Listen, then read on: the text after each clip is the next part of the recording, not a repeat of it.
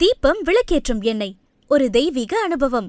பக்தி கிளிட்ஸ் நேயர்களுக்கு அடியேன் உங்கள் சிவயோகி சிவசக்திமான் சுவாமிகள் வணக்கத்தை தெரிவித்துக் கொள்கிறேன். இந்த பதிவில் ஆடி மாதம் 1ஆம் தேதியிலிருந்து ஆடி 32 வரைக்குமே ஆடி மாத பற்றிய விசேஷங்கள் மற்றும் வீட்டிலே செய்யக்கூடிய எளிமையான பரிகாரங்கள், ஒவ்வொரு பிரச்சனைகளுக்கு உண்டான விஷயங்களை சொல்லி வருகிறேன். அந்த வகையில் இப்போ இன்னைக்கு ஆடி 11ஆம் நாள் திங்கட்கிழமை வருகிறது. இந்த நாளிலே தகவல் தொடர்புத்துறை மற்றும் டிஜிட்டல் ஊடகம் எல்லாமே சொல்லலாம். பத்திரிகை, இது சார்ந்த விஷயங்கள், விளம்பரத்துறை எல்லாமே எடுத்துக்கொள்ளலாம். இதில் சாதிக்க என்ன செய்ய வேண்டும், இதில் முன்னேற என்ன செய்ய வேண்டும், அதற்குண்டான எளிமையான பரிகாரம் தான் இப்போ சொல்ல போறேன். இதை கவனமாக நீங்கள் கேட்டு அதன்படி நடந்தீங்கன்னா கண்டிப்பாக உங்களுடைய துறையில் நீங்கள் கொடிகட்டி பருப்பீங்க, கண்டிப்பாக நல்லா வருவீங்க அப்படின்னு சொல்லிட்டு இப்போ என்னோட குருநாதர் வணக்கிறேன். ஓம் குருப்யோ நம. நற்பவி நற்பவி நற்பவி. ஓம் காஞ்சிவாசாயி வித்மிகே சாந்தரூபாய தீமிகே தன்னோ சந்திரசேந்திர பிரச்சோதயாத். மகாமுகி வித்மிகே சம்பின் சம்பி தன்னோ தேவி பிரச்சோதயாத்.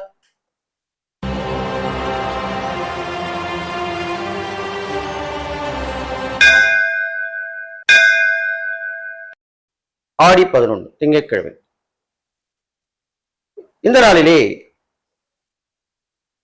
நிறைய விசேஷங்கள் ஆடி மாதத்திலே நடந்து வருகிறது. அந்த வகையில் பார்க்கும்போது திங்கட்கிழமை மிகவும் பிரசித்தி பெற்று விளங்கக்கூடிய தெய்வமாக போற்றப்படுவது எல்லாம் வல்ல சிவபெருமான் தான். திங்கட்கிழமை அவர் ரொம்ப விசேஷம். அவருக்கு சோமேஸ்வர் என்ற பேரும் உண்டு. திங்கள்லாம் சந்திரன், சந்திரனுக்குரியவர். சக்தியுமே அன்றைய தினம் வழிபடலாம். திங்கட்கிழமை பெருமாளையும் வழிபடலாம்.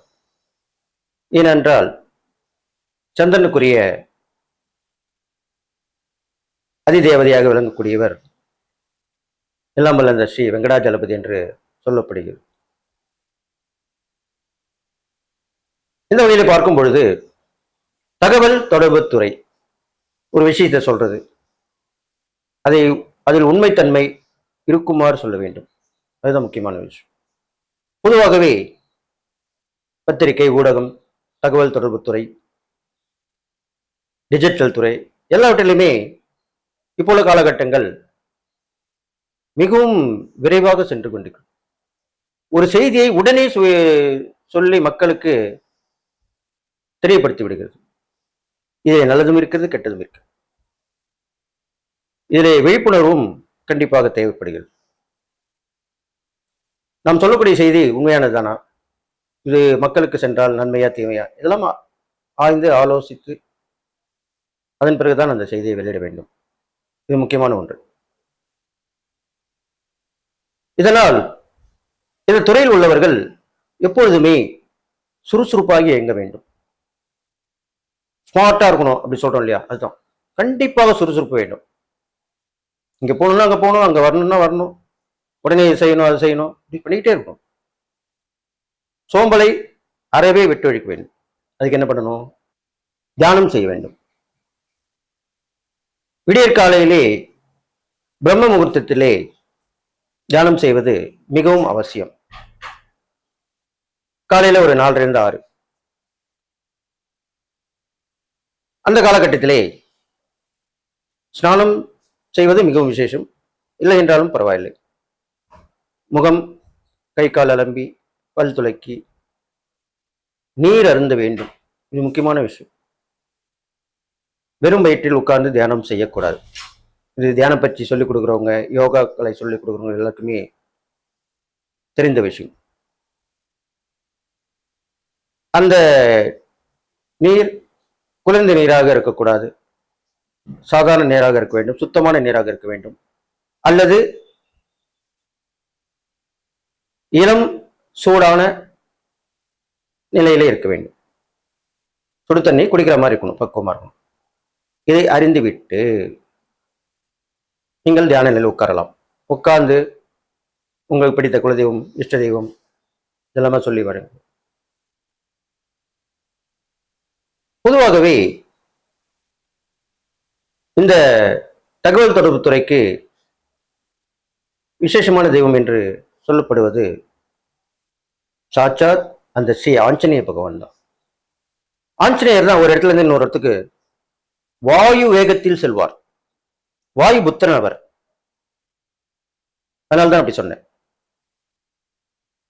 ராமாயணத்திலே ராமருக்காக தூது சென்று சீதையை பார்த்துவிட்டு வந்தவர். அது ஒரு தகவல் தானே. அங்கு உள்ள தகவலை இங்கு வந்து சொன்னார். இங்கு உள்ள தகவலை அங்கு கொண்டு சேர்த்தார். அப்படி பார்க்கும் பொழுது ஆஞ்சநேயர் பகவானை கண்டிப்பாக இந்த பத்திரிகை, ஊடகத்துறை, விளம்பரத்துறை, தகவல் தொடர்புத்துறை இதில் உள்ளவங்களுமே வணங்குவது ரொம்ப விசேஷம். அதன் பிறகு பார்த்தீர்களானால் இந்த ஆஞ்சநேயரை வழிபட்டு அவர் வழிபடலாம் பெருசா ஒன்றும் கிடையாது. அவர் கலியுக சிரஞ்சீவி, 7 கரை சிரஞ்சீவியில அவரும் ஒருத்தவர். என்றும் சிரஞ்சீவியாக இப்பொழுதும் கலிகாலத்திலே நம்முடன் வாழ்ந்து கொண்டிருக்கிறார். கலியுக தெய்வம் என்று சொல்லக்கூடிய வகையிலே அவரும் ஒருவர்.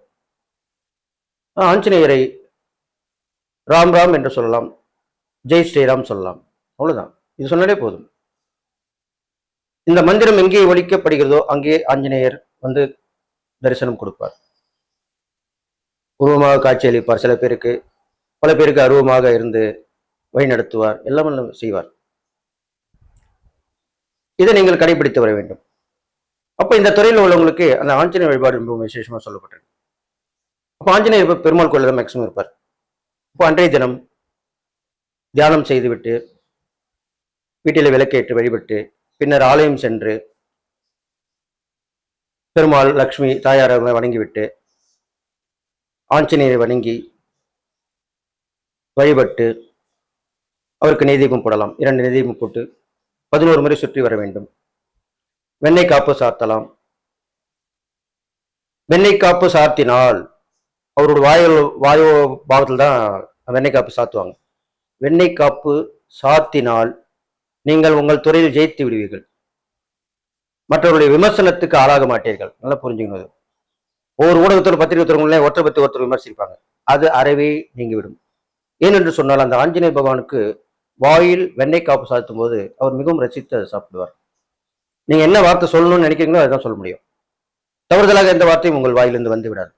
அடுத்ததாக வெற்றிலை மாலை போட்டு வழிபட வேண்டும். வெற்றிலை மாலைன்னா என்ன? ஒரு வெற்றிலை வந்து நம்ம ஒருத்தருக்கு வச்சு பார்க்குறோம்னா சாமிக்கு வைக்கிறோம், ஒரு ஃபங்க்ஷன்ல வைக்கிறோம், ஒருத்தர் கூப்பிடணும்னா வெத்தலை பாக்கு வச்சு கூப்பிடுறோம். சில பேர் கூட வந்துட்டாங்கன்னா நம்ம உன்னை வெத்தலை பாக்கு வச்சு கூப்பிட்டனா அப்படின்னு தான் கேட்பாங்க. அப்ப அந்த வெற்றிலை பாக்கு மாலை, வெற்றிலையுடன் பாக்கு சேர்த்து மாலை அவருக்கு 11, 21, 54, 108 இந்த வகையில் போடலாம்.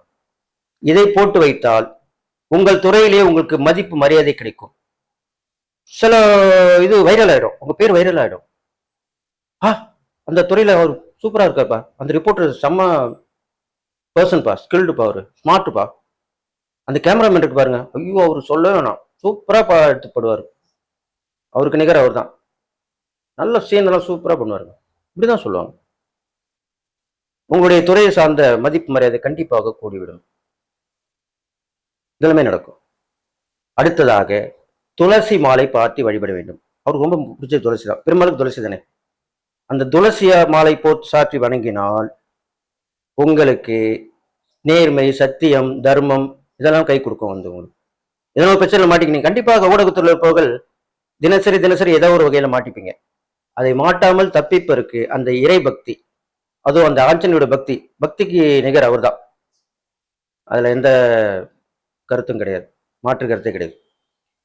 அப்போ துளசி மாலை சாற்றி வணங்கி வழிபட்டு வந்தீர்களானால் உங்கள் துறையிலே உண்மையை பேசுவீர்கள், உண்மையை சொல்லுவீர்கள், உண்மையை உலகத்துக்கு காட்டுவீர்கள்.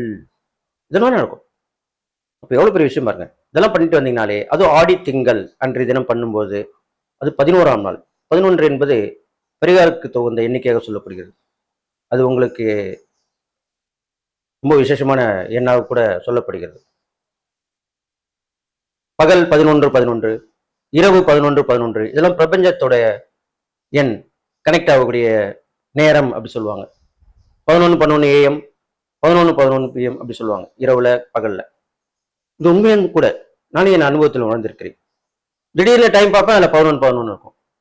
நம்மளுக்கு அது அதுவே தான் வரணும். நம்மள வெயிட் பண்ணிலாம் பார்க்கக்கூடாது. அந்த இன்னும் கொஞ்ச நேரத்தில் வரப்போகுது, 11:10 ஆயிடுச்சு, இன்னும் ஒரு நிமிஷம் அப்படியே வெயிட் பண்ணும், அப்படிலாம் கிடையாது. நம்ம டக்குன்னு பார்க்கும்போது அது 11:11 வரணும். அப்போதான் அது பிரபஞ்சத்தோட சக்தி உங்களுக்கு கிடைக்குதுன்னு அர்த்தம். அப்போ ஏதோ ஒரு வகையில் உங்களுக்கு முன்னேற்றம் இருக்குன்னு அர்த்தம். இவ்வளோ விஷயம் நான் சொல்லியிருக்கேன். அதனால இந்த துறையில் உள்ளவங்களுக்குலாம் இது மாதிரி இந்த ஆடி திங்கட்கிழமை இன்னைக்கு செஞ்சு வந்தீர்களானால், அன்றைய தினம் அந்த ஆஞ்சநேய நினைவோடு இருக்க வேண்டும். ராம் ராம் ராம் என்ற மனதிலே சொல்லி வர வேண்டும். இதெல்லாம் பண்ணீங்கன்னா உங்களுடைய இந்த தகவல் தொடர்பு துறை எந்த வகையான அதே உள்ள எந்த வேலை செய்தாலும், எது செய்தாலுமே நீங்கள் நல்ல பேர் வாங்குவீங்க, முன்னேற்றம் அடைவீங்க, வாழ்க்கையில் கண்டிப்பாக ஜெயிப்பீங்கன்னு சொல்லி இதை நீங்கள் கண்டிப்பாக பயன்படுத்தி வரணும்னு சொல்லி வந்தீங்கன்னா கண்டிப்பாக வெற்றி உங்களுக்கு நிச்சயம் அப்படின்னு சொல்லி எல்லா நலமும் பெற்று வாழ்வீர்கள் என்று வாழ்த்தி விடைபெறுகிறேன். நன்றி, வணக்கம்.